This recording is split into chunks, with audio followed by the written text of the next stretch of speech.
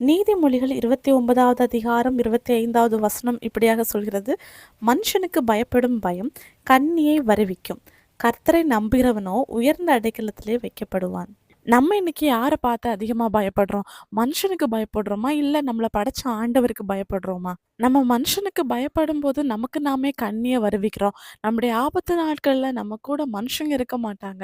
ஆனா நம்ம ஆண்டவரை நம்புறோம், அவரை விசுவாசிக்கிறோம்னு சொல்லும்போது ஆண்டவர் நமக்கு வருகிற ஒவ்வொரு தீமையில இருந்தும் நம்மள விடுவிப்பார்.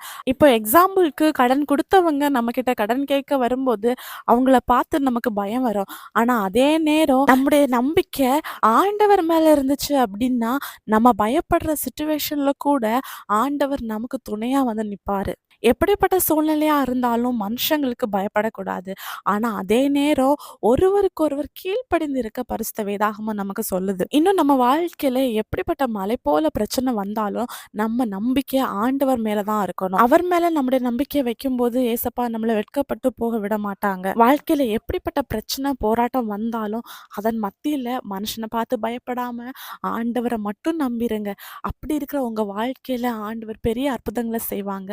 அவரை நம்பியிருந்தோம் அப்படின்னா ஆண்டவர் உங்களை உயர்ந்த அடைக்கலத்துல வைப்பாங்க. தினந்தோறும் ஜெபிக்கும் போது ஏசப்பா எந்த சூழ்நிலை வந்தாலும் உங்களை மட்டும் நம்பி வாழ்றதுக்கு கிருபை தாங்கன்னு நீங்க ஜெபிக்கும் போது ஏசப்பா உங்க வாழ்க்கையில பெரிய அற்புதங்களை செய்வாங்க. விசுவாசிங்க, அற்புதங்களை எதிர்பாருங்க. இயேசு கிறிஸ்துவின் நாமத்தில் ஆமென்.